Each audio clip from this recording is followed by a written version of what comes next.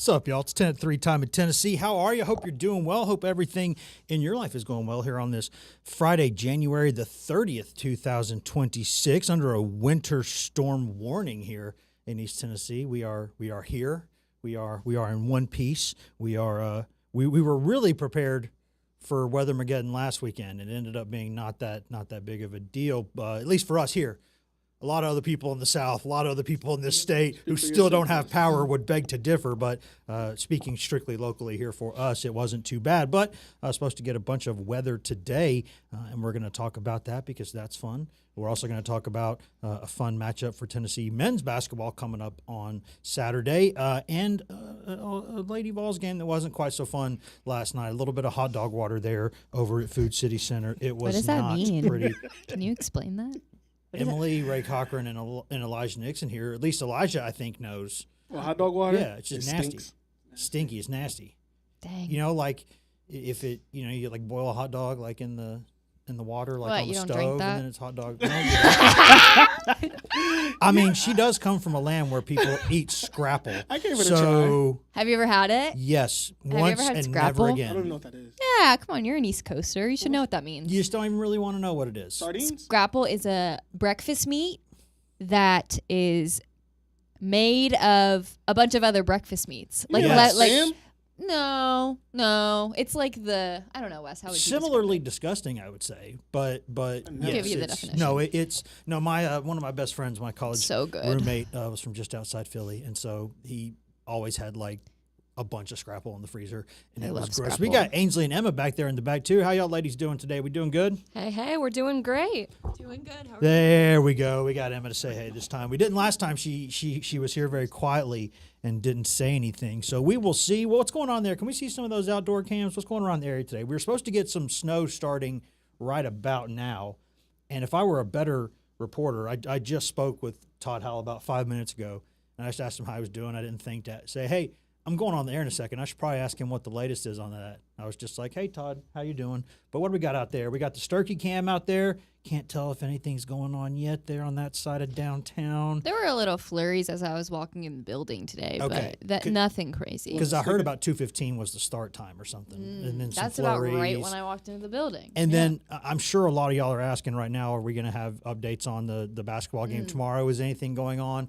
We don't know. If we have information, we will pass that on immediately, but as of now, we don't have any. So right now, as planned, 8:30 p.m. I know the students can be there because they can just walk right over, some of them who live on campus. But other than that, we will see. And that can have an impact on things. Should we blame Emily for this now? Why? What did I do? Emily walked in at 2:15. She's It from the started 215. And I eat scrapple.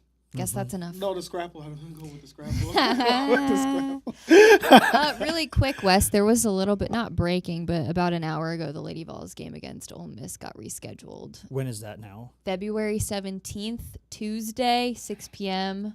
I don't remember if it was at home or not. I'll have to check. It's on the road. It should It's be on the road still. That is Okay. two very very good basketball players were born that day. That's sad, though. 'cause Michael Jordan and my dad.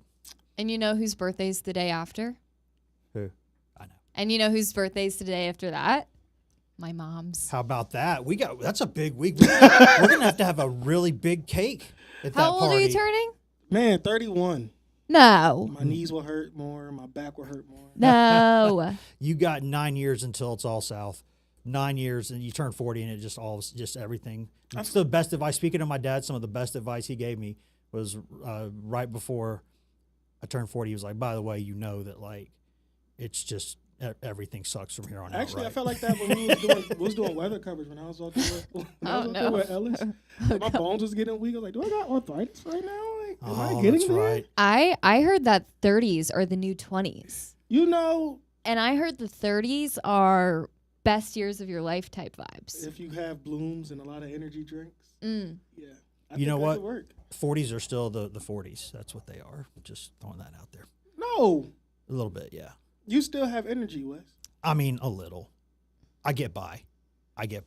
How many energy drinks do you drink a day? Coffee or anything? Usually a bunch of coffee and one energy drink usually a day. I try to be careful. Nothing after like a certain time of the day. And I say that not just because I think my doctor is watching and listening to this, but Also, hardly ever ever. What are you talking about? How many cup of coffees or energy drinks can you be on a level of Hank's energy? Will it take you to be? It's not possible. You wouldn't run on the treadmill? It's not possible. There's no chance. There's no chance. You wouldn't jump on the treadmill? That is crazy psycho energy. Toddlers, and every day I go pick him up at school, I think, how do people, like there are people who every day work monitoring like 15 or 20 of those things in one room all day long. You just called his son a thing. When there's that many of them, they're things. And I don't know. It's like, Hank, we love you. Like, I'm not saying I want to pay more for daycare because gosh knows it's expensive enough as it is. But it's like, then you see what they're dealing with, and you're like, okay, I get it. Yeah, it's a lot. It's a lot. I just can't imagine like 8 hours, 9 hours a day just with that much more. Manic energy. It's crazy. It's crazy. Pay them more. Pay them more if you're out there. People out there listening, people who control things, people who decide these things. It's not us, obviously, but the people who do, you go handle that. The Lady Vols could have handled that game last night quite a bit better. That was a good transition. Than they did. Thank you. I appreciate that. That one to you. I was born at night, not last night. But I think there's two things that I think about that really. One is that the way they have been playing, you could look at that. And I'm not saying it's the same thing because the Florida men won the national championship last season. Not the same thing at all. But if you looked like the past several weeks for Florida, they had one really bad game where Auburn came there and beat them. And other than that, they've been on a sharp incline, right? Like they're starting to look like Florida did last year. And so when the Lady Vols had that, just watching that game and monitoring it, I was thinking, if it's just a dud, that happens. Like they've been playing really well. Everything's been fine. Everything's been on the incline. And maybe it's just a bad day. But then came the comments after the game, and maybe things turned a little bit then. I don't want to be alarmist, but the way that Kim Caldwell said the ladies were handling themselves kind of up to that game, the day of the game, didn't sound great. Yeah, it was interesting because the day before at the media availability, she was giving them so much props for stringing great practices together, how tough Kim Caldwell run practices can be. And in the beginning of the season, she was very transparent about how her players weren't getting through those practices. And up until this game against Mississippi State, and pretty much, I'm pretty sure all throughout SEC play, they were able to handle her practices and her way of coaching a lot better. And that was the result of the wins in league play, was what she was alluding to.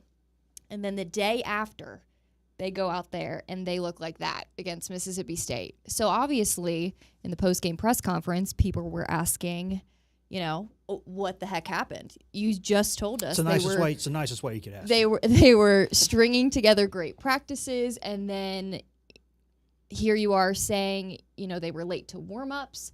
They were not great, just not really locked in before the game. And she was completely transparent about this, which I love that about her. She will not hide that stuff under the rug. She is so open about what she feels with her players in those relationships.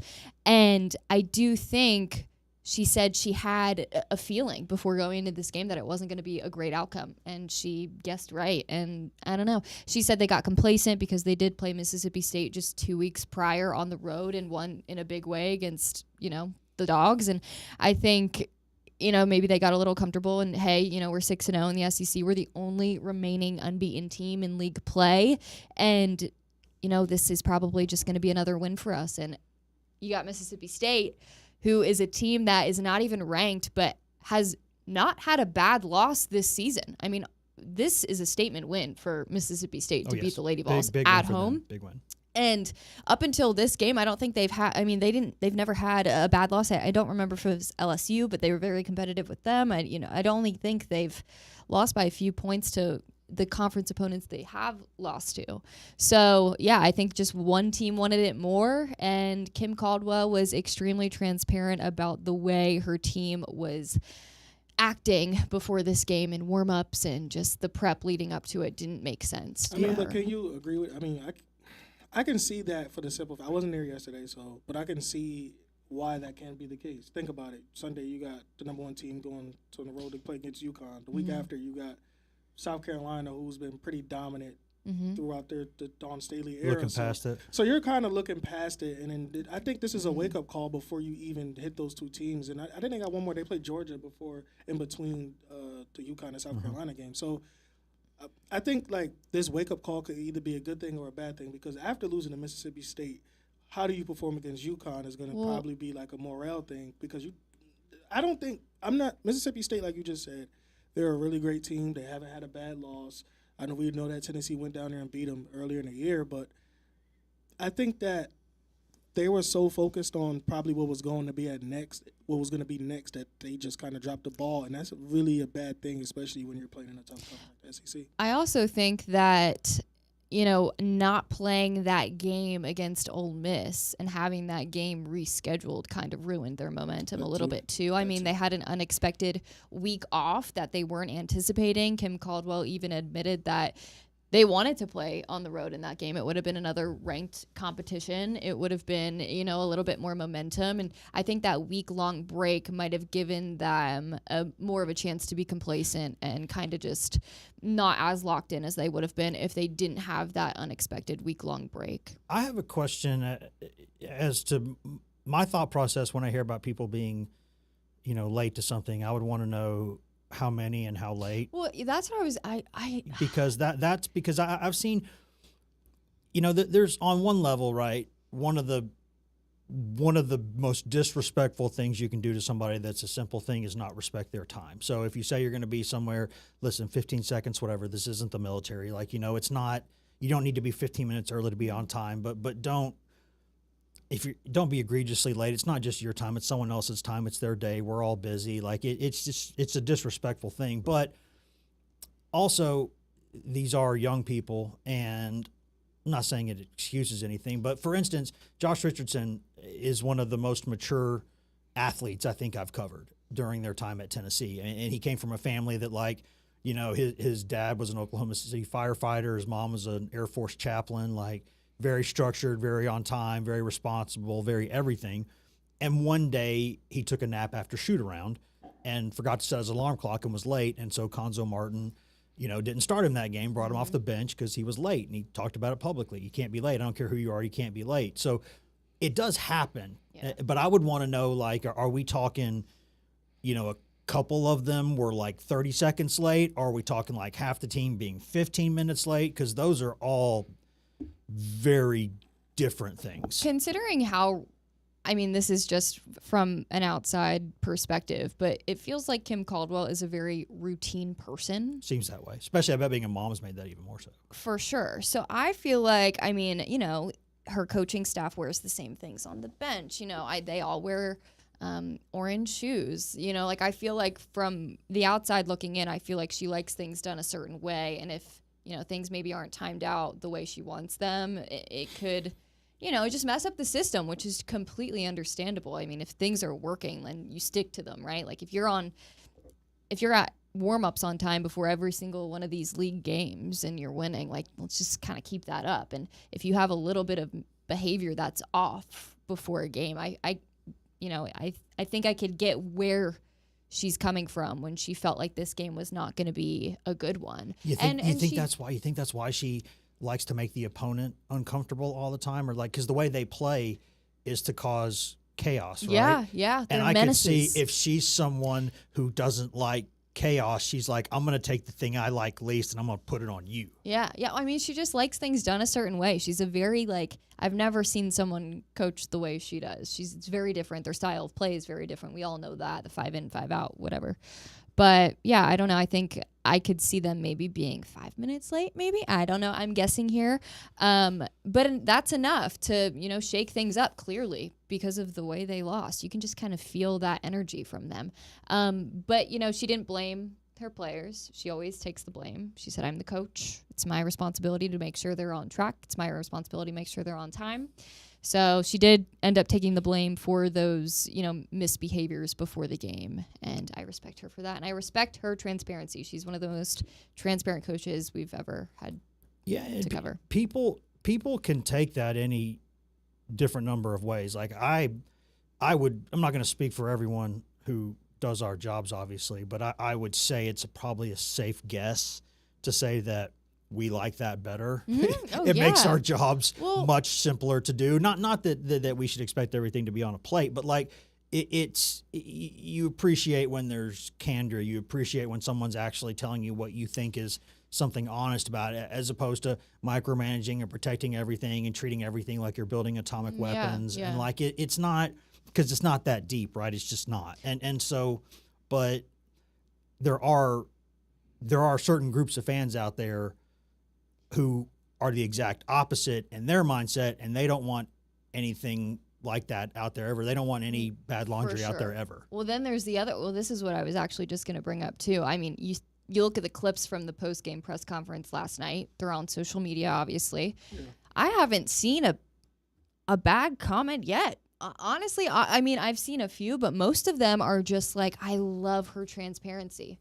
This is something, Pat would say. This is the way Pat would act. I've seen a lot of that on social media. So I think, it's interesting because we know Vol fans, when they lose a game, it's all heck breaks loose. I personally feel like... I don't know, I was going to say. I personally feel like because when that happens, I think it's a fine line between, like, bashing and there's a fine line to, like, being honest. And Kim Caldwell always seemed like it's not like she says it out of anger. Mm-hmm. It was one time where she was frustrated. It seemed like because the team didn't perform well to their level. I think that was against like Louisville when they didn't perform to the level, the standards that she had for them.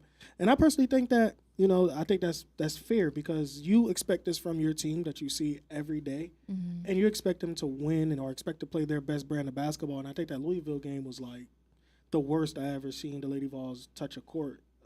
Does so far this season. So again, I just think that when she talks, she doesn't talk out of like saying to bash any of her players. She just wants to do it she does it out of frustration, saying that she knows what her team is capable of doing, and this is what they should be doing. Yeah, I think, and also it's easy to say this. It's kind of low hanging fruit, but like a couple things. One, fans want you to win, so if you win, anything you do is great, and if you're losing, everything that you do is bad. Like that's just a general thing, right? That's that. But also, I've always kind of thought that when you play a certain style of basketball, anything you do, there's good and bad to it. There's no like perfect way to play this game. There's no perfect way to do this or that or any sport really. It's just the way that you do things, and you try to tailor it to what you have and your principles. And so, but I think sometimes when you have a style like that, when things go wrong, they really go wrong.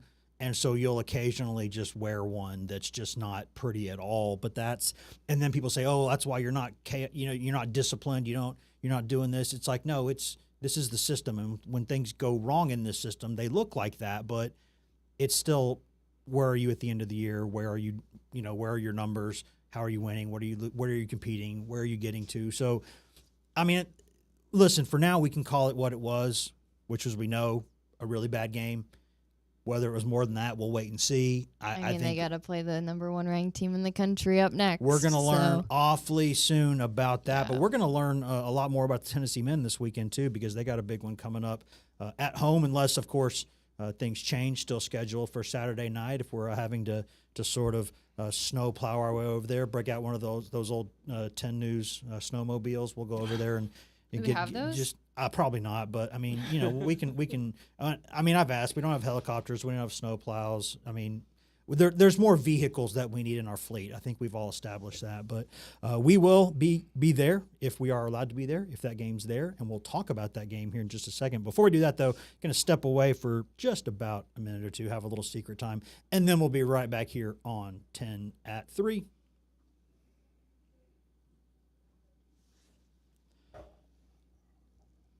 Secret time? Secret time, secret time. Secret time. Thank you. You're welcome. See, I ask this all the time, and she knows. I know, because he complains about it she all knows. the time. What is it? You just get dry mouth in the winter, and so I'm always like, hey, if you see anything, just say something. So that's why I appreciate it. Yeah. See, that's what, it's not that, it's secret time, but everybody can still see and hear this, but it's a little less formal, Oh, that's cool. Secret time. Warm the bus. I just remember being last night watching that game and watching part of it, monitoring the other part, trying to get the kid to bed and everything, and thinking like, This is just a bad. They just Bad didn't look night. like themselves Like at just all. bad. Are you? Also, Mia didn't play a lot. She didn't start either. Yeah. So nobody asked Kim about it after the game, but Mia didn't start. Nia Robinson started, and Which I don't know. I don't But know how then much that matters because of how quickly they sub and everything. But like Mia didn't have a lot of minutes But that though, part's and weird. she like offensively didn't put up the numbers she usually Well, does you know what too. though about that too, because isn't her lineup on who plays the best the last game? So, but that's another thing too. she had been playing great. She had been playing great, 'Cause and played she well against Kentucky. and we asked about the focus of the players post game, and Kim was like, honestly, I didn't feel a lot of energy from the team besides Mia and Maya. So you think about behavior before the game and based on who she starts, but if Mia had great energy before the game, I don't know. It had to be a matchup thing. There had to be something. Yeah, I mean something. Matchup. missing. Mia been the best player. Well, I mean, there Well, could Did be. Mia's Nia so play good. last night? Yeah. I mean, I don't know. It just seems like that's more of a tactical thing than or maybe she was one of the ones who was late. Maybe, Probably. but She and I could've don't been- think she would have made the comment about her having so much energy and being locked in. Well, I mean, she may have been late, but locked in. Welcome back to 10 at 3 here on I almost said Thursday. It's a Friday, January the 30th, 2026. Wes Rucker sitting in here with Emily Ray Cochran, with Elijah Nixon, as my left to my right here as I'm looking here. And we got a lot to talk about. It's a lot going on today.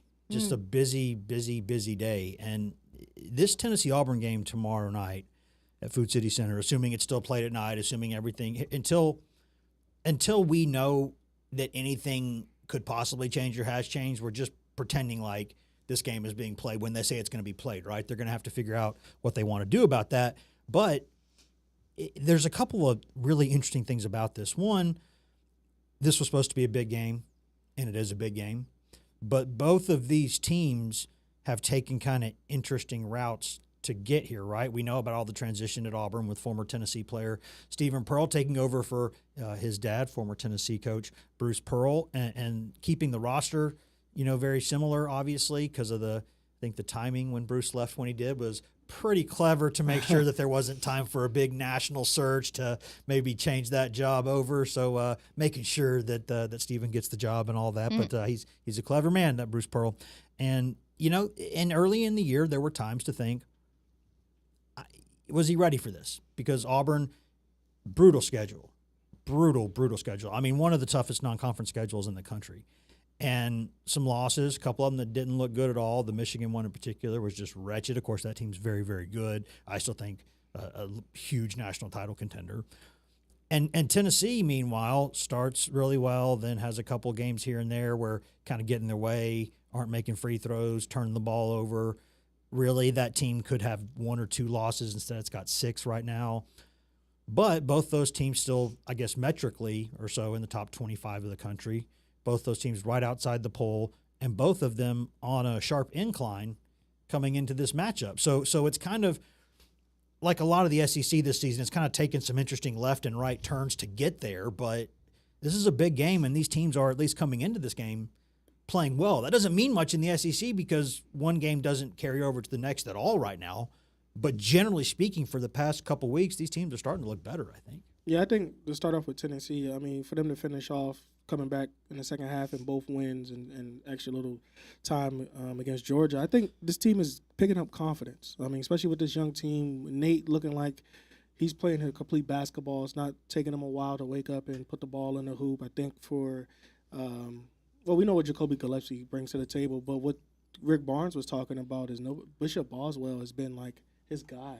There was like, as an X factor. Mm-hmm. The extension of himself on the floor. As a guard, I think he's averaging like 5 rebounds. And, he had a double-double, I guess, in I think the last contest that they were talking about. So, again, Bishop Boswell has been the guy that he was like, hey, if we want the dirty work to get done, this is our guy. And I like that he praised him because, we don't really talk about him. I know we go around to Dwayne Brown and we go around to Mari Evans. We go around to guys like that who are playing really, really well, but we don't talk about Bishop enough. And I think that he just does little things that could make your team better. And I really enjoy that about Bishop. Yeah, he's kind of learned that from, I feel like, Jemai and Zakai. Like, And before that, Josh Richardson, Yeah. and like just those kinds of guys. yeah, like he has bought into Rick Barnes's Tennessee style. You know, I feel like Bishop does the little things that people don't necessarily notice, and I just immediately go back and think about the way Jemai Mashak played defense last year, and Bishop, I feel like, tries to emulate that a lot. And he's one of the ones who saw it firsthand, because this team, as we've said so many times before, is so brand new that I think Bishop has really like taken on that veteran style of defense and tried to bring that over this season. And he's someone who last season, if not for Jemai, would have probably played a little bit more. But when Boswell got there, I'll never forget, somebody on the Tennessee staff told me something. Obviously it was on background at the time. It didn't put his name on it, but said when that kid arrived at Tennessee, he was already defending the way Tennessee expects upperclassmen to defend. And if you know anything about a Rick Barnes program, that is perhaps one of the highest compliments that you can get, because it's not just a mentality with them defensively and not just the way of life. It's not just about a mental and physical toughness. It's about understanding things. It's about understanding how to rotate. It's about understanding when to press in, when to come back. It's about understanding when you can go for the strip, when you can't. It's about being very fundamental, but being dynamic within that fundamental thing. Because they'll go, people think a lot of times it's just, hey, they're man-to-man, right? But the way that they switch on ball screens or don't, the way they chase, the way they help, and the way Tennessee rotates defensively. Like, if you love basketball, if you really love basketball, when Tennessee's defense is playing the way that it is when it's at its best, it is absolutely gorgeous. The rotations they have defensively, it's like they're on a string and they're all being pulled in the same direction. And it's like almost like a kaleidoscope of guys in a way. And it's something that other coaches talk about a lot when they talk about Tennessee. It's that how tough it is to kind of get them out of balance, how to get them, because it's hard to beat their guards off the bounce usually. Early this year at times, a little bit easier than it had been, and they're getting better at that. But the way that's what starts it. But even when that does happen, you got rim protectors behind them and everybody rotates. Right. You're exposed to the corner three because that's just how it is. If people can hit the corner three, it's hard to get the ball there, but if you can score. But that's where Boswell just came in understanding not just how physically and mentally tough you have to be, but kind of what they want to do. The thing was, they didn't have a place for him in the rotation last year much because they were competing for a title. He's a freshman. They got guys who can do more, as two-way players. But like everybody else there, I think Gillespie said this after the Georgia game, you don't get to Tennessee unless you probably scored 20-plus per game in high school. Like, he can score the ball. We're seeing that now. But that's never going to be the thing that Rick Barnes cares about the most. And it's going to be the same thing with Amari Evans, who's the next one in that line. You can see like a through line of all these guys, like Barnes guy,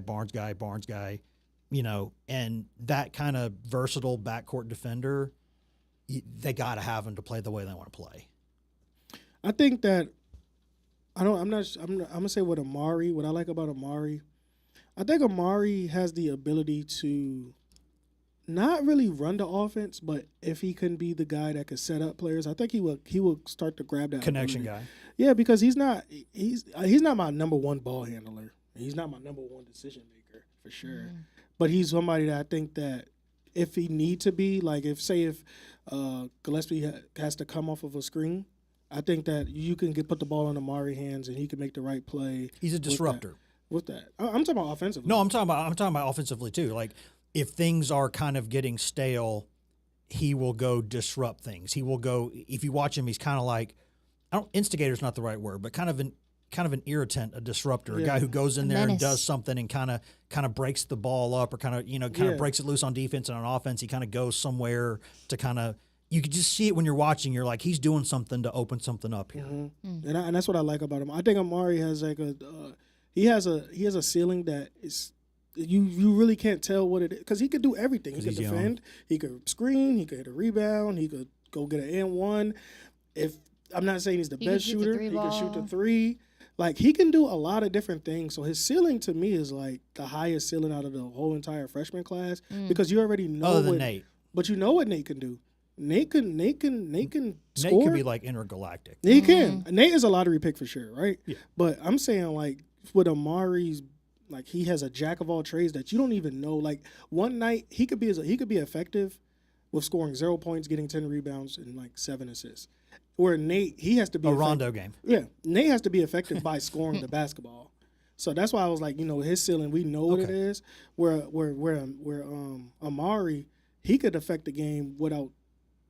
He could affect the ball in a game without even touching the basketball on the opposite side of the ball. He could get steals and rebounds and whatever. So it's like I don't know. I think his ceiling is very high, and I don't know if it's going to show towards the end of this year or probably the beginning of next year. But I think he has something that we should be trying to start. I'm curious how many minutes he's averaging. I think it's definitely gone up recently. Now, obviously, with Troy Henderson not able to play, and they're hopefully to get him back. They say he's hoping to get Troy back tomorrow. And even if he plays just one rotation and a half, those minutes are important. You play a team like Auburn that likes to get up and down, physical. Yeah, he's averaging at least 15 minutes. Because Troy Henderson's one of those guys who, until or unless Ethan Berg starts contributing more. Yeah, I don't know. We'll see. But at one point we thought he was, backup point guard. He was the steady Eddie, play a couple, rotations during a game. But without Henderson the past couple games, that's made it even harder. They're having to rest. You can tell exactly what they're doing with Gillespie. The whistle before immediate timeout. Like if there's 12:40 left, or if there's 8:30 left, he will go out then, so he can rest for like a couple a minute or two. Then you get the immediate timeout. Then you get him back in the game. So they're buying minutes every way they can. But with Troy Henderson out, that was even harder to do because sometimes you see them do that, and they're trying to give him a minute or two, and then somebody does something. Turns the ball over. I think that's what happened two games ago. Jacoby played 38 minutes. Kentucky. Yes. Ethan played a minute. Turned the ball over, and they're like, all right, Jacoby, come back in. Sorry, you got to go back in, buds. I wanted to rest you, but I can't. And so that's hard to do when you can't rely on other guys to do that. And that's why Boswell, can't get in foul trouble. That's why, there's things that's just basketball IQ stuff that I think that's one of the next steps that they need to take. But with Evans, that's a little different because he gets – there's no such thing as a free foul, right? Because he gets you closer to the bonus, or if you're in the bonus, it puts the team at the free throw line.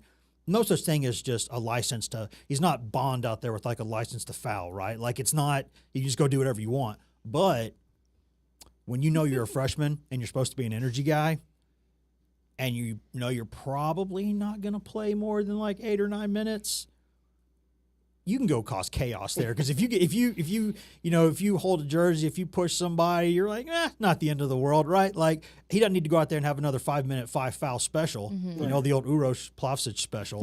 But it's different. He can do things that like Boswell and Gillespie just can't do because those guys need to play 35 minutes a game. Yeah. And that's fun for me. We talk about JP a little bit. Did you talk about? Oh no, we're definitely he's going to be in the third segment because we got a shot of him that we're going to play of an interview from him after the Georgia game because he was. And I said this the other day. There was that picture of him walking off the court and he was holding the basketball and I was like, that's where the game ball should be.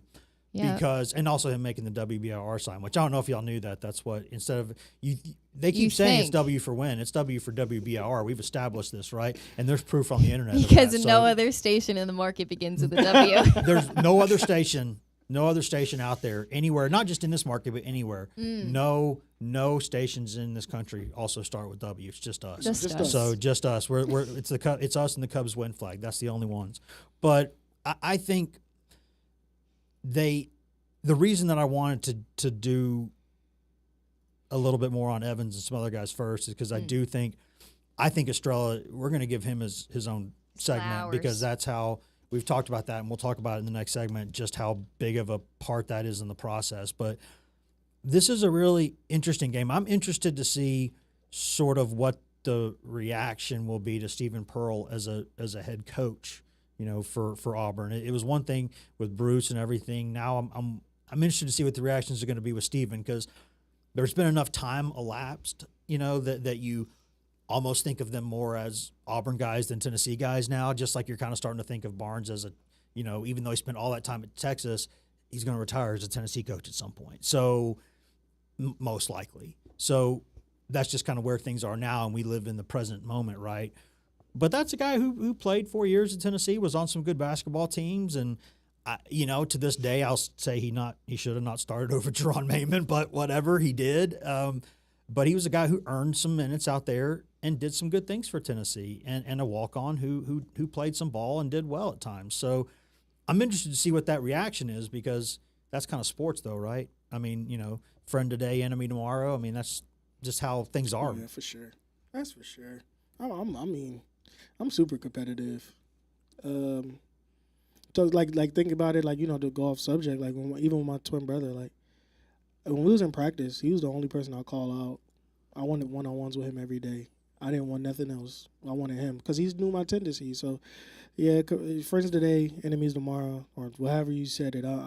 That's how it's always gonna be with sports, and that's why I think I love sports, because I think it brings out the best of you in as a human. Not saying anything else don't. It reveals character for sure, one way or the other. The best of you. If you have one more person to talk about before JP, kind of going off of that, we can talk about him in 2 segments if we want. But he played his best friend against Alabama, and that was when we kind of saw him spike up a little bit in terms of productivity and efficiency, because before that he was not playing well at all. So Does he know anybody who plays for Auburn? I guess we should ask. Maybe we should ask. Yeah, it was literally his best friend. They got any other Northeast boys up there? Yeah. I don't know, but he talked about it. He was like, I really want to play this game. I really want to win this game because my best friend from high school's on it, and it's just be the cherry on top of a win. And then Jacoby Gillespie has a connection to one of the Auburn players too. So No, we got it wrong. He was thinking about Blue Cane. Blue Cane, yeah. But the guy said Liu. It sounded like he said Liu Kang. You like Liu Kang, like the Mortal Kombat figure? Yeah, that's character? what I thought. I even Googled this. I looked it up, and I was like, you're thinking about Blue Cane. That game already happened. The pride of Knoxville Catholic High School, by the way, which is, I've said this all the time, it's been empirically proven by data to be the greatest high school that's ever existed. So there was a study. It was double blind. It was official. I just don't remember who did it. Where'd you go to high school? Knoxville Catholic High School. Your father went there too? No, my dad went to another high school in the area. A couple of them, actually. I think he got kicked out of one and graduated from the other. He's a feisty guy. What was your experience like there? I went to Catholic school as well in elementary school. What was your Catholic school experience? I had a great time, really. Yeah, I had a great class of people, so that always helps. Same. Well, Catholic schools, they're smaller. So I had like 40 people in my grade, like split between 2 classes. I think my graduating class was like 110 or something. Really? Like that. Oh my god, 40 people. Something like. So all my best friends are still my girls from Catholic school days. I didn't love every moment of it, but I didn't love wearing a tie every day. I didn't like going to mass every Friday. Wearing a tie every day gets really, really old really quick. But it's why now it's like when and having to shave every single day was also you could see like ever since I graduated from college or high school, there's a reason why you almost never see me in a tie and you never see my face, because it's like I don't have to shave anymore. I don't have to wear a tie anymore. I ain't doing it. I'm actually on Catholic school TikTok right now with shared experiences among Catholic school goers. So the one thing that popped up the other day was, did you have any other friends who would pass out at mass ever? They would just like pass out randomly, and someone would have to like take them out of the building. Like no. Yes, like no. Really? It's like going viral on TikTok. The spirit taking them, I guess. Like I don't know. Is that what's happening? I would always have like almost every Friday. I would. I remember in elementary school. I remember in elementary school there would always be. What's going on? Well, elementary school, I remember there were times where like kids would like get sick during mass, and like then it's awkward because like the janitor has to come in with like the wood chips or whatever. While we're all receiving the Eucharist, and maybe or like, hey, and then you're always laughing at at things. But hey, there's Shared I experiences. I got Catholic school stories for days, including the time where the Ken Schwall, who used to work here, actually caught some of us doing senior skip day Wow. and got us in school suspension. So Did you have nuns back then? Oh, yes. Yeah, we didn't. full 9 yards, getting hit with a ruler, Yeah. all that stuff. I got in trouble for senior skip day. Because Ken Schwall, the beloved, dearly departed, didn't we have love that. We were him. like We love him. angels. Ken Schwall, former WBR superstar reporter, who Yeah. caught us at senior out at Lakeshore Park one Dang, day. that's They that's knew really he was. funny. They knew he wasn't Yeah, going to. they played it at Channel 1 the next day at school, and were like, "This is what happens when you skip. These people are." Yeah, Dang. so it was not. It was. I was like, "Come on, man, it's fun." We were just on camera saying it's hip to skip. We thought it was funny. It wasn't funny. Also, man, I got high school stories for days and grade Yeah. school stories for days. And there will be times during this podcast where I will share the ones that I can share. But for now, we got to step away for a break. We're going to come back and talk a little bit about JP Estrella. We're going to talk a little bit about how much of an X factor he is for this Tennessee team, and I think we will hear from JP Estrella himself. But before we do that, we're going to step away for just a second, and then we'll be right back here on 10 and 3. Like, look. Hold on. I'll find it. I didn't even know. Like, I wonder if we still Wow. have the clip from Ken Schwall. It would have to, I bet it would not be. Where is it? It would have to. Oh, There might be so like a sad. physical tape of it in the archives. It I may have been. couldn't I don't see know it. exactly when things went My from friends always send them. when things went from like, Students who are in Catholic tapes school. to like everything, the cards that we have now. Like I don't know exactly when that was, No.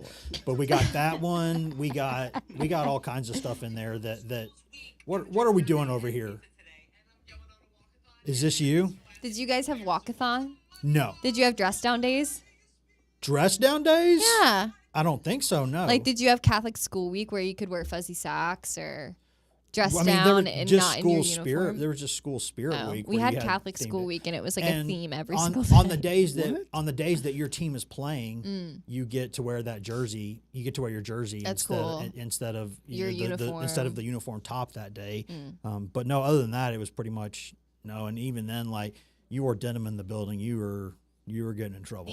I had none of this. had Denim. none I of this couldn't paint my experience. nails. I couldn't dye my hair. There were- Girls couldn't wear makeup. They used to we all a lot of us had sideburns down to the bottom of Still the did ear it anyway. just because, and like mustaches for fun because the facial hair policy was really old, like in the 70s, I guess, and it was like you can have sideburns down to the ear and you can have you can have a mustache, but no facial hair. So we're like, okay, let's do this. And so a bunch of us would have sideburns down to like the ear, and they used to go over there and take the ruler and see if like it was measure it and give you like a single blade razor or whatever to go fix it if it wasn't. And oh yeah, all that fun stuff. Only thing that we couldn't do was bring our phones to school. Yeah, we couldn't do that either. I'm telling you though, like, sorry. Welcome back to 10 at 3. I didn't know any other way to tell me we were coming back to break, so I snapped my having fingers. so much I didn't, fun. and that's gonna look so bad probably. But I didn't know any other way to do it because like I can't. I was trying to wave and I was like, hey, and then I was like, hey, Clip it. hey, we're back. Expose him. clip it. Let This it is be what we known. gotta go Let through. it Do be you not known- want us to have fun, Let it be known Wes? that I tried to make eye contact beforehand and it wasn't successful. And it was either that or throw something at you, and that would probably look worse. No, I think the snapping. Next time I'll just shout your Snapping tag was cues. Don't worry. crazy. Do you think it was like it was? First, I think throwing a cheerleading pin. isn't a sport. Now That was the just snap. that was intentional I'm just gaslighting on gonna- that one. I'm gonna not come into this podcast anymore. I mean, I didn't even talk about the jinxes you've been dropping lately either. So I Oh, mean, here we I'm not Jinxes? doing it yet. I'm just saying I could do it. I'm saying I could jinxes? do it. We'll talk about that later. She's jinxing stuff over here. She's speaking things into existence that Cheers, man. she's breaking media It's my decorum in some Catholic of these school ways. powers. We got a lot more to talk about in this final segment with Tennessee's JP Estrella and the performance that the big fella has been putting in lately. We said this right a couple weeks ago, right? There were a couple of X factors. There were reasons why this Tennessee basketball team still might end up being a lot better than people think it is. And that was because both collectively and individually, so both the forest and the trees, there were things that could be significantly better that were not being that good at the moment. Things that have a much higher ceiling, players, groups, positions. And you knew that Nate Ament becoming a superstar was going to be that's going to be part of it, right? Like they just need him to be what they need him to be, right?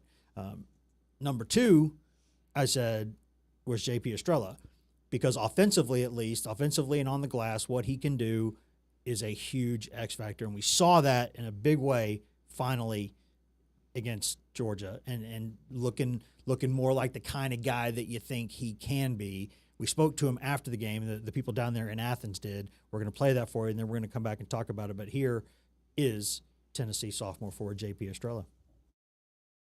Rick talked about your energy in the huddle before overtime and alluded to you being pretty hyped up. What do you recall about your emotions before overtime began? Yeah, I mean, at that point of the game, we were like, yo, let's get them, come on, let's energy, keep going. So I was really just trying to emphasize that, just really trying to build the energy and get the guys going, and it worked great. Just go through your mind when they're shooting a layup with 0.6 left down. I was loving it. I loved it. They did the layup. I looked right over at Bishop, and I went like this to him. So that's all I'm going to say. I mean, it was a great feeling when he went for the layup, but, I mean, we finished it out really well. I was really happy with everything. Rick said maybe 7 days, 10 days ago, you kind of came to him and said, what do I have to do? What was his message to you at that point, and how have you applied that since then? Yeah, I mean, he pretty much told me, just keep being you, but the biggest thing is you got to be physical and you got to have a little bit of that Urosh mentality. So I've been trying to really do that on the glass, and I feel like tonight was a night where I proved that I can do that, and I just got to be consistent and keep doing that every single night. What does an Urosh mentality mean to you? Just be just extremely physical, hit dudes on box outs, crashing the O glass, hitting people on screens. That was the biggest thing, was trying to hit dudes on screens and getting better angles to have our guards getting downhill, and I feel like it's worked a lot just with the angles and just hitting somebody. Being a starter mean anything to you? No, I mean, it's great. It's awesome. I mean, but even if I was on the bench, I'd still be doing what I'm doing. I feel like I love this team, and I'm going to do anything I can to win. When you're on the court and you're looking over to the bench, especially after a couple of putbacks, and you're kind of feeding off the energy, how do you feed off that energy when they're hyping you up out there on the court? Yeah, I mean, every time something happened, I looked over at the bench, try to get our bench involved. Because whenever our bench is involved, it gets us going. We bring even more energy when our bench is in there with us. Because after a bucket or a stop, our bench is always up, celebrating, let's go, just something. And that always just brings energy to us and just gets us going still. Yep, 7 of your 9 rebounds were on the offensive glass. Do you walk away being like, all right, I had 7 offensive boards, or do you wish you had a couple more on the defensive side? Yeah, I wish I had a couple more defensive. I wanted that double-double. I missed a couple rebounds. Bishop stole one. And so I made sure I let him know in the locker room after the game. But, I feel, a couple more rebounds would have been nice, but I feel like it was a solid job. How have you seen Nate change in the past couple of weeks? Rick talked a lot about him seeing the court differently. How have you seen him change and grow? Yeah, I mean, he's been amazing. He's really started to grow, like Coach Barnes has been saying, like seeing the court, finding his spots, getting to his spots. A big thing was for him just using that one dribble and getting to that mini instead of 2, not getting too low. And now it's cash. I mean, it's so easy for him just getting to that shot, pulling up, and then he's just been playing great for us. Just seeing everything, crashing the glass. He's been guarding too. He's been doing everything that we need him to do. How kind of crazy and scary is that for other teams, I guess, when a player with his talent starts to see the game like that and it comes together? Yeah, no, it's scary. I mean, when he's going, he's going. As you've seen, like these past 2 games, he's really starting to figure it out. And, people should be worried about Nate coming in for these SC games because he's starting to ball and starting to get it going. Going back to Bishop, what did you see on that shot/pass attempt? Yeah, he shot it kind of, and I thought they got fouled, and I just saw Santo not going, so I just ran and tried to grab the ball, and I did, and just tried to go up with it quick because I knew the shot clock was going down. But I mean, I just saw it and wanted to go get it. How exciting is all this for you, given some of the injuries that you've battled up to this point in your career? Yeah, it's super exciting. Finally starting to get into a groove. My foot's been feeling good, knee's been feeling good, knock on wood. So I mean, I'm just extremely happy just to be playing basketball with my guys, and I'm loving every second of it. That was Tennessee sophomore forward JP Estrella, third-year sophomore forward JP Estrella, talking about that performance against Georgia. A lot of really good stuff in there. as usual, when you get JP Estrella, it's always a good interview. There are, every team's got guys that are, the media's like, yeah, when they come out, and others where they're like, oh man, come on now, we don't want to try to pull this out of him today. So there's there's levels to these things, obviously, but this was a big part of it, and now he needs to build on this because he's never going to be defensively quite what Cade Phillips is. They're different kinds of players. Estrella's got, he's a little taller, a little more length, and Phillips is just such a twitchy athlete that Estrella's never going to be that twitchy, right? They're just not. They're different kinds of players, but the way he can attack the ball offensively on the glass, the way that he can create his own shot at times, turning over that hook shot he had there was a beauty down there in Athens that he had early in the game. And there's more he can do defensively. I don't know if he'll ever be like an elite defender, but if he's just good enough, then Tennessee can play those three towers at the same time. And that's why Tennessee, I think right now is, if the season ended today, Tennessee would be the best offensive rebounding percentage team in college basketball in like 15 years, basically. Yeah. 7 offensive rebounds from JP, and I don't know if it said it in the SOC because I couldn't hear it, but I think him and Rick Barnes had a conversation before this game, or a few days, like 7 to 10 days before this game or something, and JP was like, what do you need from me? And like you said, Wes, it feels like they just need him to be exactly who they need him to be. Like, they don't need anything other. We don't need him to be an elite defender. We need him to do exactly what fits into the mold of what this team, in the puzzle pieces that this team needs to find success in. And the numbers, I don't want to say, I'm glad I wasn't speaking out of turn there, because it would be right now at 44.7% of Tennessee's misses, Tennessee gets back, which is just an insane statistic. Yeah. And that would be the most in college basketball in the past 15 years if the season ended today, and the 4th highest this century in college basketball. And they are just percentage points behind, jumping up a couple places on the list. I don't think anybody's ever going to top that 47% that Michigan State had 2000, 2001, but you talking about second chance points? no, I'm talking about the percentage of their misses that they go get. Okay. I mean, you're talking about 44.7% of the misses that they have. Yeah. They go back and get them. At that point, it's like people look at the shooting percentage and they're like, oh, it's bad. I'm like, yeah, but do you see the shot attempts? Yeah. Like, this is baked into the cake. This is part of it. They go get those misses. That's when Rick Barnes says something like, what's our best offense at times? People can look at that like it's a bad thing. No, it's what they're designed to do. Now, they're not designed to miss a bunch of shots, but they're designed to, if they do miss shots, go get them. And that's what this team's built to do. And that's what they're doing. Yeah, you hear that on the bench, too. I think it was the Kentucky game, I think.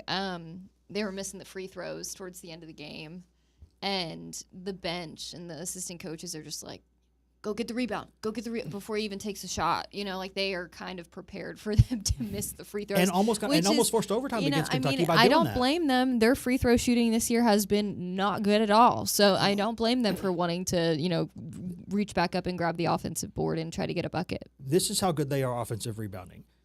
At the end of that game, the end of that Kentucky-Tennessee game, one of the hardest offensive rebounds to get is from a missed free throw, because the guys are starting inside of you, obviously, and they're able to box out. And unless you get a really weird bounce or you're like 7'5", it's hard to go get that ball. Kentucky knew Tennessee was missing that free throw. Kentucky's not super short, right? Tennessee still gets that rebound. And then, of course, the shot was blocked, and, the little melee that Elijah got a great footage of there on tape. And but the point was, they were able to go get that ball when everybody knew they were missing a free throw, and they still went and got the rebound, which is so hard to do. So that's what they're built to do, but that's a part of it. And the next part, we've only got about a minute and a half here before we got to get out of here, is the next step in this process. It's going to be Jacoby Gillespie playing a little bit sharper late in games. And, hey, you can't knock the production. One of the best offensive players in college basketball right now. The numbers are what they are. He is statistically one of the best offensive players in college basketball by any measure. But some turnovers late in games, some couple missed shots here and there that you want to go down. He's going to – there's no nice way to say it. He's just got to go hit those shots. He's got to take care of the ball. They need him to do that. I think that's But this is where it goes back to what I was saying. I think that in a late game situation, you do want Jacoby to have the ball in his hands, but I want him to come off of a screen more than to go. So I think that's what I really want Jacoby to do. Hey, don't over dribble, right? Don't over dribble. And if that game goes on as scheduled, obviously stay tuned to WBR.com, stay tuned to this stream, stay tuned to the station, stay tuned to everything. We will let you know what's going on with the weather as the snow comes in. We're planning on being there, obviously, tomorrow night for the game. If it's played tomorrow night, we will see you there. We'll talk about it after the game. We'll have a lot of stuff on it. And then in about 71 hours, we'll be right back here talking about it again on this program. Thanks for being here today, guys. Thanks in the back, everything. Thank y'all back there. We will see y'all. Thank you for watching. We'll see you in 71 hours.